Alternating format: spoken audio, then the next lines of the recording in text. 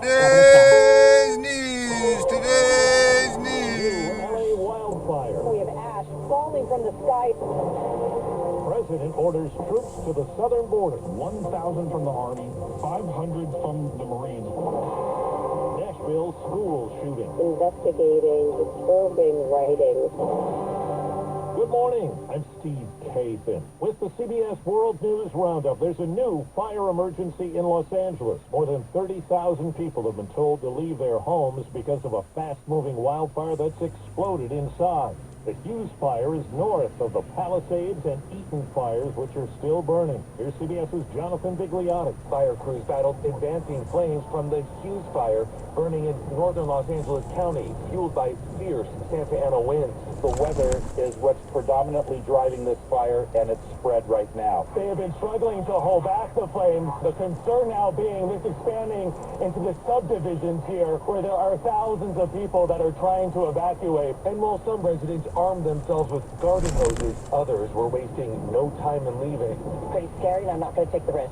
I'm going. Idania Perez is one of more than 30,000 residents ordered to evacuate. My brother just lost his home over in the Altadena fire, and now I'm like, oh my God, now it's my turn. Correspondent Dave Malkoff tells us bitter cold has followed the record snow that fell in the deep south. As southern states dig out from inches of historic snow, communities from New Jersey to Florida are now struggling with bitter cold temperatures below freezing. What does this kind of cold feel like? It hurts to breathe.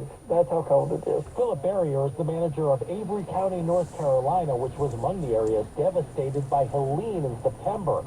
Flooding, landslides, and high winds from the storm damaged more than 70,000 homes, forcing many residents to live in trailers or even tents.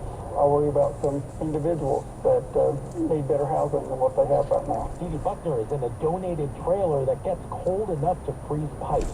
It's right outside her now unlivable house, but It's cold. President Trump has ordered more U.S. troops to the southern border, part of a crackdown on illegal immigration. CBS's Nancy Cordes says the president spoke about it to Fox News. Trump officials are considering deploying 10,000 soldiers to the border and using U.S. bases to hold migrants awaiting deportation, according to an internal memo obtained by CBS News. This was a gross miscarriage of common sense to allow people to come in. U.S. border agents were also directed this week to immediately fingerprint and deport migrants crossing into the country illegally without giving them the opportunity to request asylum. A return to the COVID-era policy known as Title 42.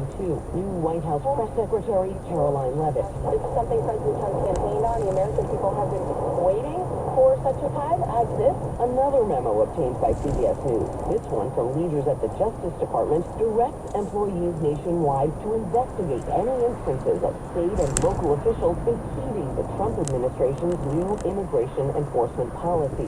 The new Justice Department leadership has put a freeze on civil rights litigation and suggested it might reconsider police reform agreements negotiated by the Biden administration. Now to Nashville, CBS's Nicole Valdez has more on the deadly shooting at Antioch High School. One student was killed, another wounded, and police say the 17-year-old shooter took his own life. Students sobbing as they watch first responders rush to help the injured outside the school. Ahmad Salah is a senior at Antioch. He remembers the sound of gunfire and the fear in the eyes of his friends and classmates. There was a lot of screaming, a lot of tears. They were scared to die. And they was running, like, not no regular run. It was like someone was chasing them. Like he was a monster. Police are looking into online writings and social media posts made by the shooter, one they call very concerning. In San Antonio, 7 police officers were shot and wounded responding to a possible suicide call. The suspect was found dead after a standoff that lasted several hours. The officers are expected to recover. Oscar nominations just out this morning. Emilia Perez leads the way with 13 nominations, including for Best Picture. 10 films are up for that top honor. The awards are handed out March 2nd, 4 minutes after the hour. Well, that's today's news. Today's news. I didn't hear any good news, did you? I didn't think so. I guess it's all about perspective. The glass is half full.